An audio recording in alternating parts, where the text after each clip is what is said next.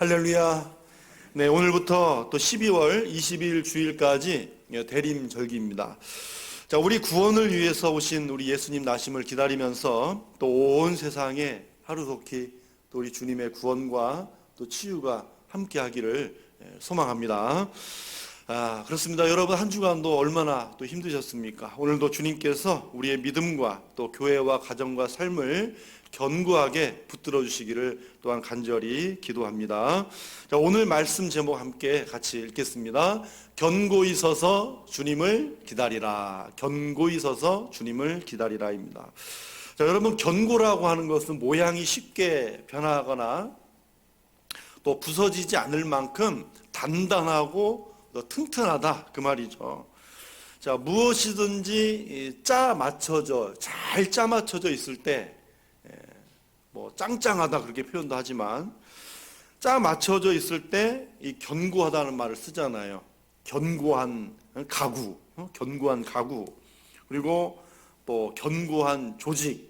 그 운동 선수들이 수비를 잘할 때 견고한 수비, 이렇게 말하는 거예요. 자, 이렇게 견고하다라고 하는 건 외부와 상관이 있죠. 외부로부터 오는 어떤 환경이든 어떤 자극이 오든 거기에 대해서 흔들리지 않는다 그 말입니다. 그래서 그 형태가 변하지도 않고 흔들리지 않는다 그 말이죠. 그래서 성경에도요, 이 성도들의 믿음과 관련하여서 이 견고라는 말씀을 하세요. 그래서 구약과 신약의 이 대표적인 말씀 우리 한 절씩 찾아보겠습니다. 우리 구약 이사야 26장 3절을 같이 읽겠습니다.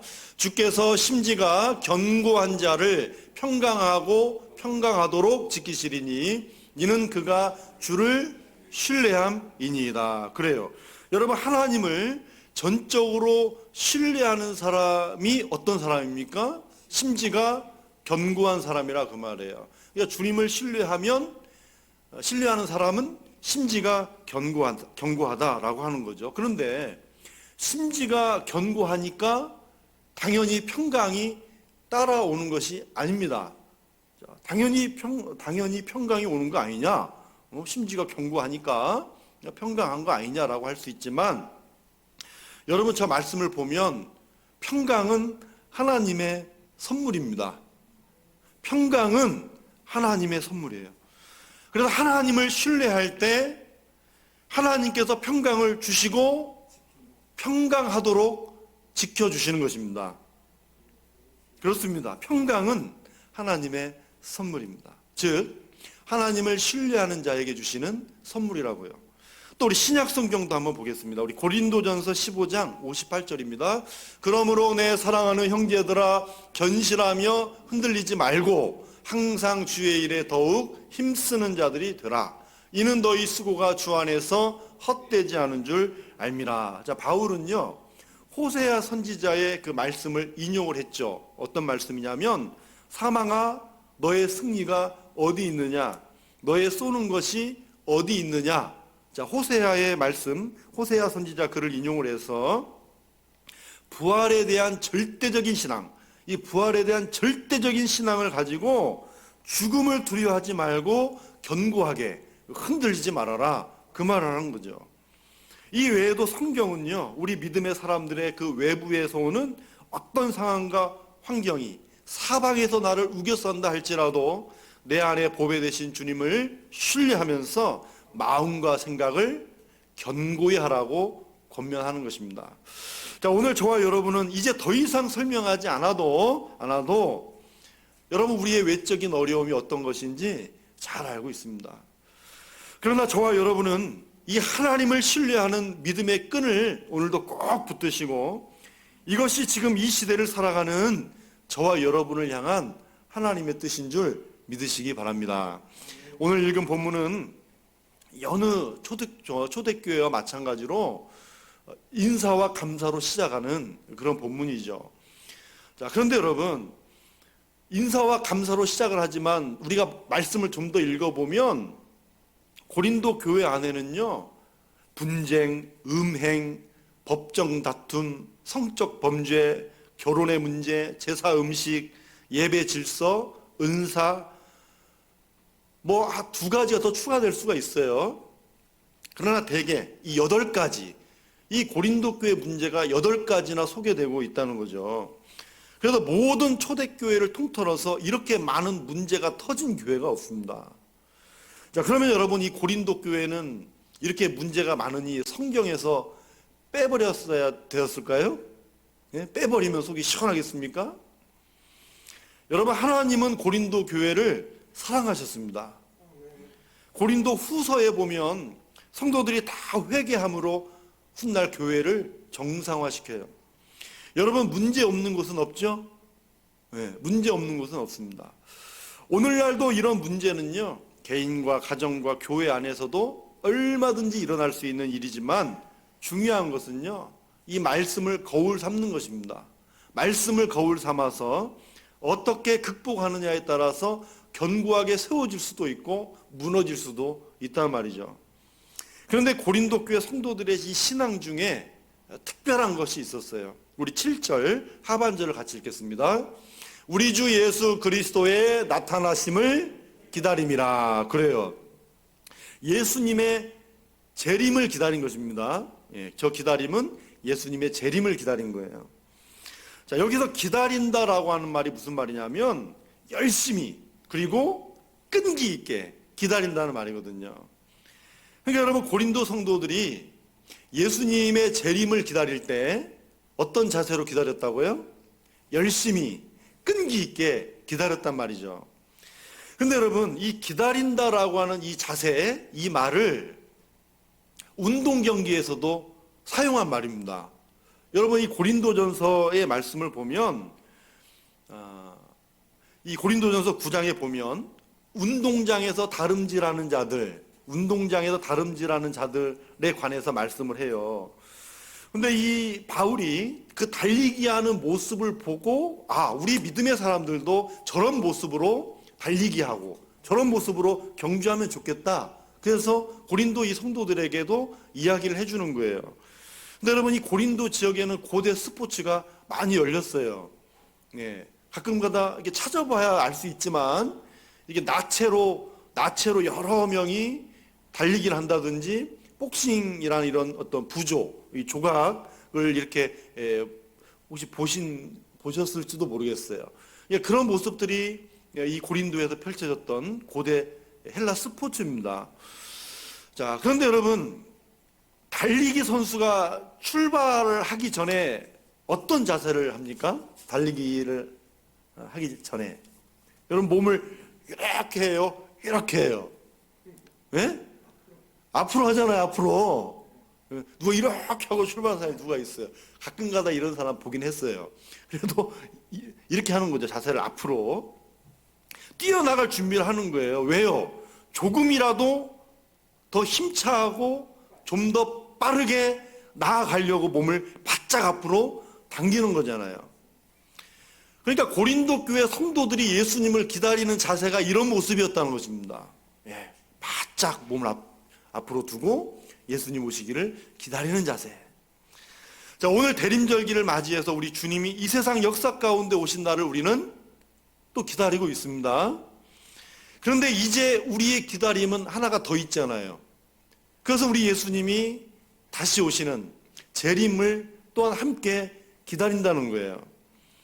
여러분, 대림절은 우리에게 허락하신 시간이 있잖아요. 우리의 인생에 허락하신 시간이 허락되는 동안은 매년 맞이할 것입니다. 그렇죠? 매년 맞이할 거예요. 여러분, 매년 맞이하기를 원하시잖아요. 그러나 주님의 재림은 단 한 번밖에 없습니다. 예.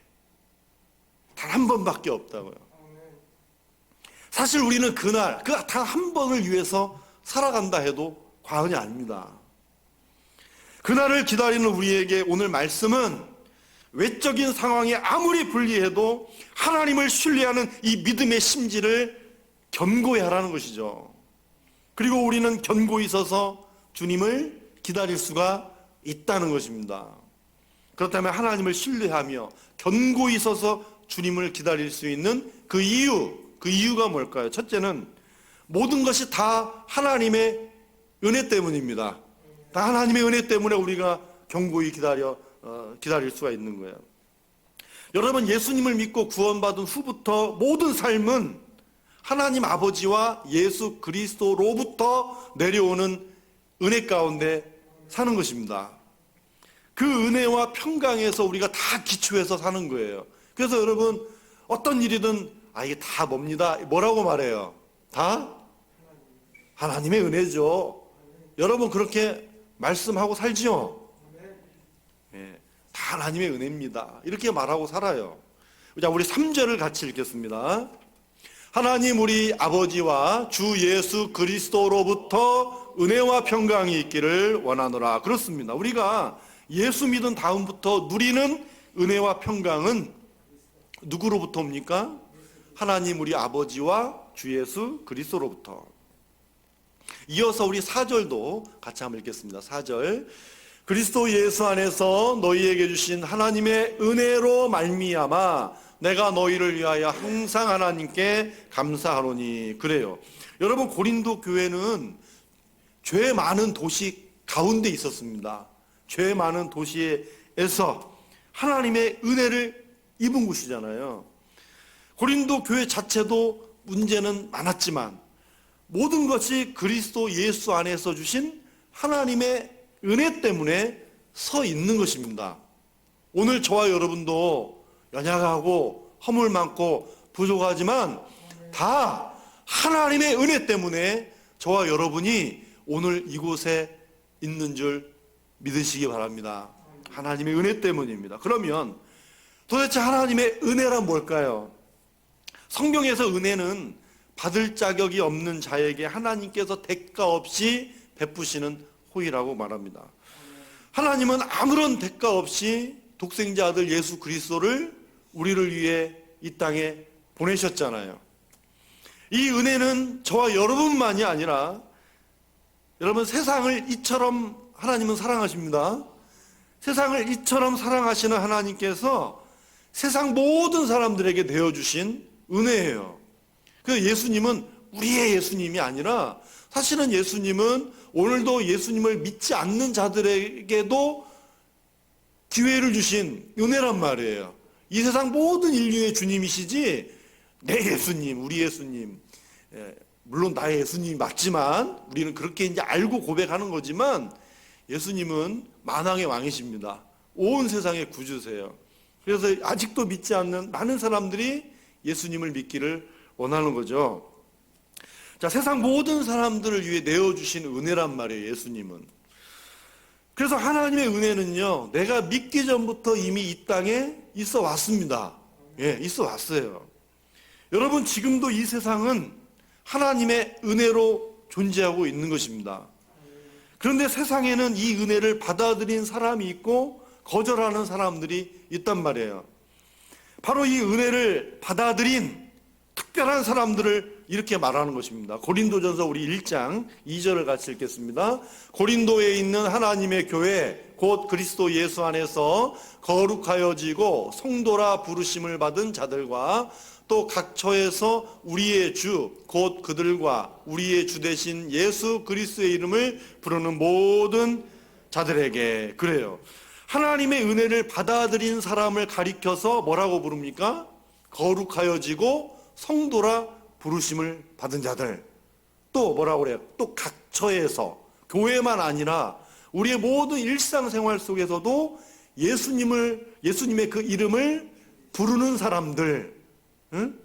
교회에서만 취하지 않고 우리의 일상생활, 우리의 생활 속에서도 예수님의 이름을 부르며 기도할 수 있는 사람들, 바로 그 사람들을 거룩한 자, 성도라고 부르는 것입니다. 그 사람들이 하나님의 은혜를 받아들인 사람들, 그 사람들이라는 거죠. 근데 여러분, 이 거룩이라고 하는 말은 단순히 도덕적이거나 윤리적인 표현은 아닙니다. 의미가 있지만 그것이 아니라는 거예요. 왜냐하면 세상에서도 믿지 않는 사람들도 도덕적이고 윤리적인 사람이 있잖아요. 그래서 거룩이라는 말은 구별된 자라는 말이에요. 하나님 눈에 보시기에 사랑스러운 존재고 죄 많은 세상 속에 사는 고린도 성도들이거나 또 오늘 저와 여러분이지만 세상 속에서 구별되어서 특별히 하나님의 은혜와 평강을 입은 그 사람들을 말하는 것입니다. 특별이라는 말이 들어가 있는 거예요. 그래서 여러분, 오늘 누가 예수님을 기다립니까? 하나님의 은혜를 입은 사람들입니다. 그래서 사도 바울은 고린도 성도들에게 이렇게 고백을 했어요. 우리 고린도전서 15장 10절을 같이 읽겠습니다.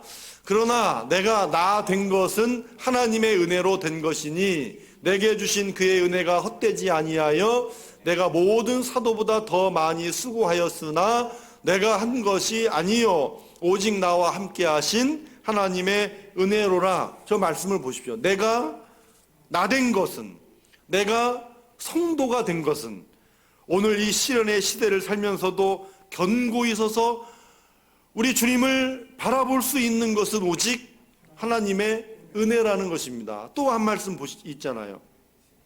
아무리 내가 더 많이 수고하였어도 내게 사도라는 직분이 있잖아요. 그러니까 내게 직분을 주신 것은 오직 나와 함께 하신 하나님의 은혜라는 것입니다. 내게 직분을 주신 것도 하나님의 은혜요, 내가 성도가 된 것도 하나님의 은혜라는 거죠. 오늘 저와 여러분의 연약함에도 불구하고 우리를 견고히 서게 하시는 것은 오직 하나님의 은혜인 것을 믿으시기 바랍니다. 둘째로, 우리가 견고히 서서 주님을 기다릴 수 있는 이유는요, 그리스도의 확실한 증거 때문입니다. 자, 여러분, 고린도에 사는 사람들을 대부분 언변과 지식이 아주 풍족했습니다. 자, 타고난 것이 아닙니다. 소크라테스와 같은 이런 많은 철학자들을 배출한 곳이기 때문에 이 환경적인 요인도 많이 받았어요. 그래서 많은 철학자들을 배출할 만큼 환경적인 영향이 컸고, 또 이 고린도 교회 성도들도 예외가 아니란 말이죠. 고린도 교회 성도들도 예외가 아니었습니다. 자, 우리 5절을 같이 읽겠습니다. 5절. 이는 너희가 그 안에서 모든 일, 곧 모든 언변과 모든 지식에 풍족함으로. 그래요. 언변은요, 이 철학적인 훈련을 받았기 때문에 논리적으로 대화할 수 있는 능력이에요. 그러니까 주로 이런 논증 방식이잖아요. 내 의견이 옳다라는 것을 다른 사람에게 증명해 보여야 되는 거잖아요. 그런 훈련들을 많이 받은 사람들이에요. 그게 유행이었고, 자, 이런 언변과 함께 풍족한 지식이 있었기 때문에 언변도 가능한 거죠. 여러분, 아무것도 모르는데 어떻게 언변을 할 수가 있겠어요? 그러니까 이런 모든 것이 함께 풍성했다라고 하는 거거든요. 그래서 여러분, 5절 말씀 다시 보면 고린도 성도들이 가진 언변과 지식이 다른 점이 있습니다. 그게 뭐냐면, 따라서 하겠습니다. 그 안에서, 그 안에서라고 바울이 강조하고 있잖아요.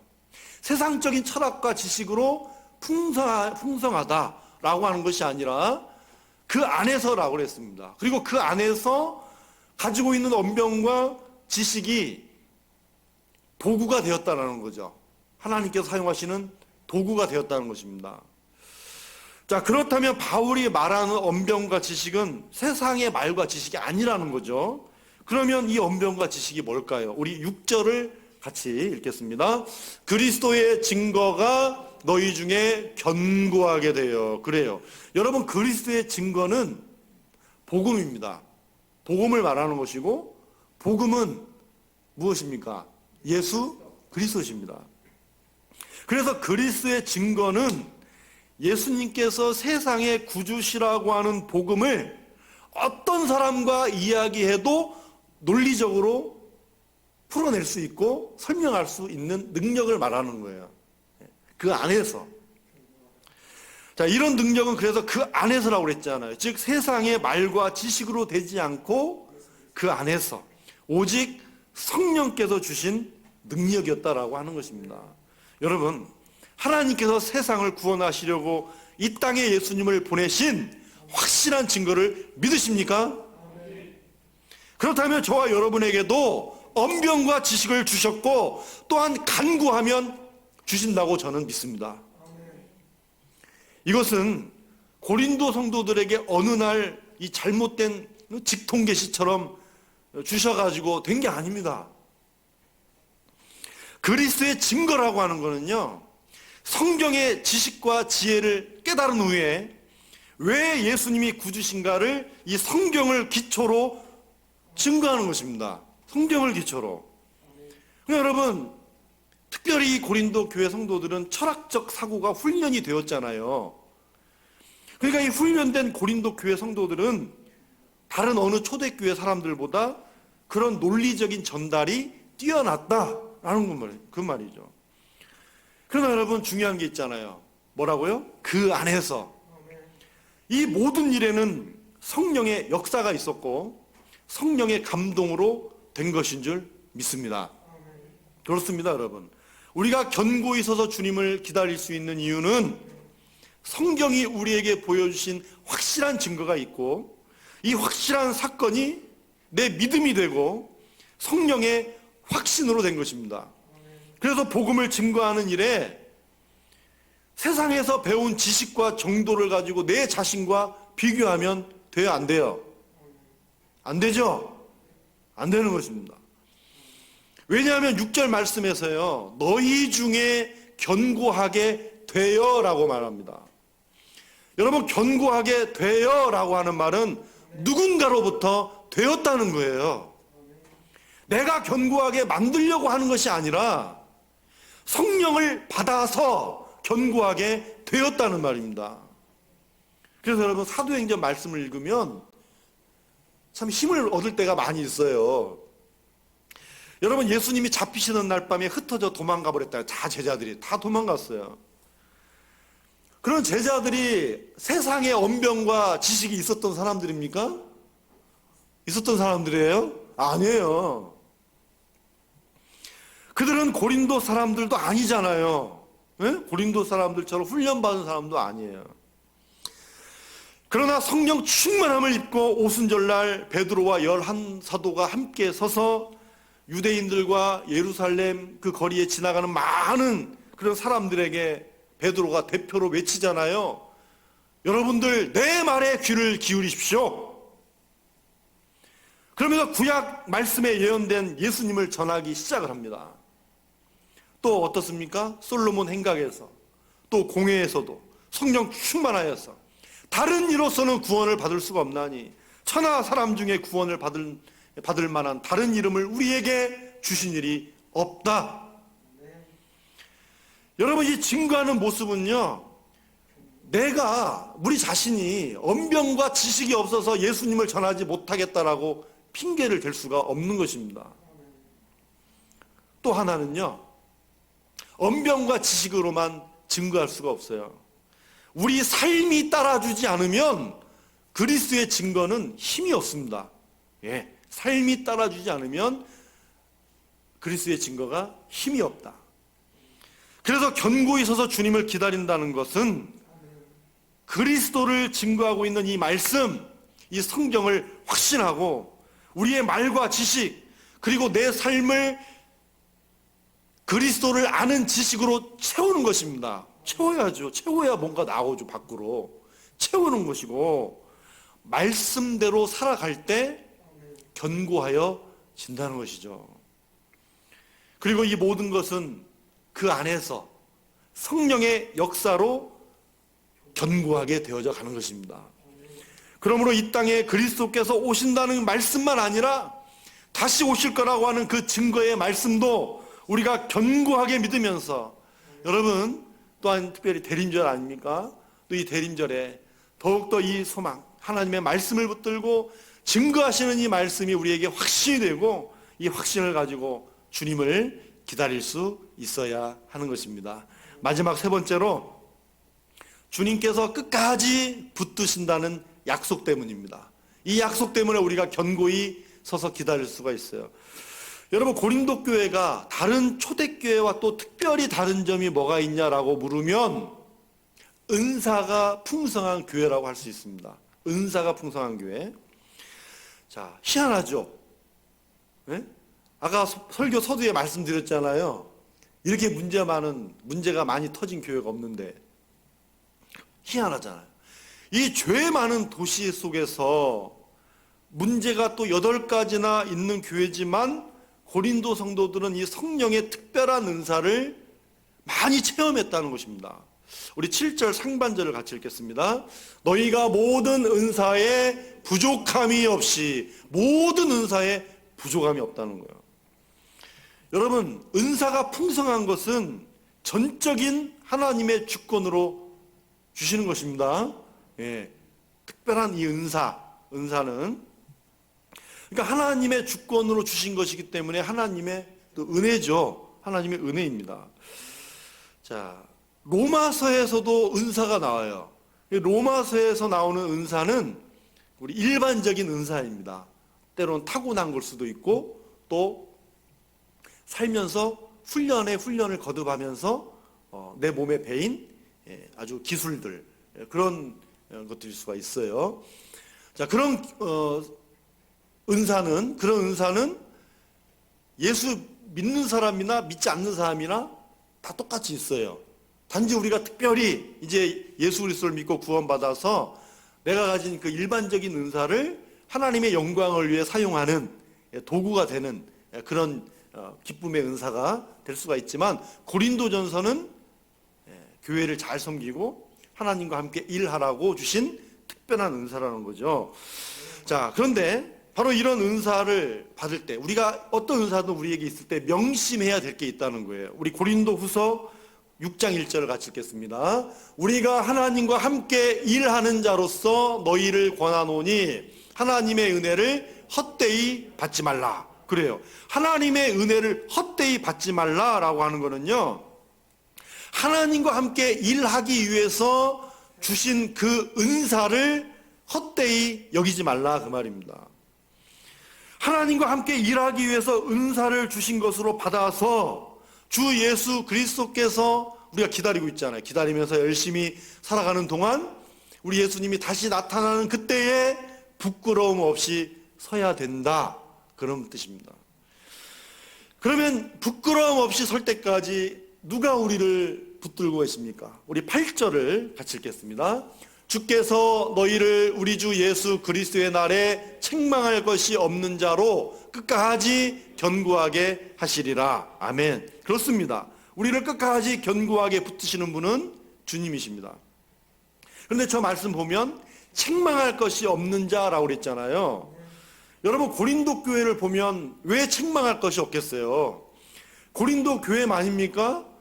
여러분, 오늘도 세상 어디에 있는 교회나 어떤 성도들이든 왜 허물이 없고 연약한 거, 부족한 것이 왜 없겠어요? 그런데 견고히 서서 끝까지 주님을 기다리는 그 성도들은 주님을 맞이할 때 여러분, 주님께서 책망할 것이 없는 사람처럼 여겨주신다는 말입니다. 그날에는. 그러므로 바울은 주께서 끝까지 견고하게, 비록 우리가 흠이 있고 연약하고 허물 많지만 실망하지 말라는 거예요. 낙심하지 말라는 거예요. 어떤 상황 속에서도 흔들리지 말고 견고히 서서 그 신앙을 지키고 끝까지 주님을 기다렸다, 주님을 만나는 그 사람이 최후의 승리를 얻는다. 최후의 승리가 뭐예요? 책망할 것이 없는 자처럼 여겨주시고 영원한 구원, 영원한 생명으로 들어가는 일인 줄 믿습니다. 그러므로 바울은 주께서 끝까지 견고하게 붙들어 주실 것을 믿으라는 것이죠. 그러면 저와 여러분에게 원하시는 하나님의 뜻이 뭘까요? 우리 9절을 같이 읽겠습니다. 너희를 불러 그의 아들 예수 그리스도 우리 주와 더불어 교제하게 하시는 하나님은 미쁘시도다. 하나님은 우리가 흠이 없어서가 아니라 구원받은 성도들을 끝까지 견고히 세워가시는 하나님의 미쁘심이 뭐죠? 신실하심. 그 하나님의 신실하심을 믿으라는 것입니다. 신실하심을 확신하라는 거예요. 신뢰하라는 거예요. 자, 그러면 끝까지 붙드시는 이 신실하신 주님을 향해 이제 마지막으로 우리가 해야 될 일이 있습니다. 여러분, 다시 한번 우리 9절을 읽겠습니다.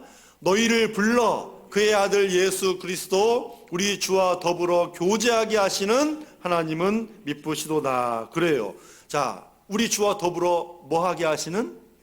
교제하게 하시는, 우리를 불러서 교제하게 하셨다는 거예요. 자, 주님은 우리와 교제하기 원하십니다. 우리도 원하죠? 예. 자, 이 교제는 우리 많이 들으셨을 거예요. 코이노니아라는 말이에요.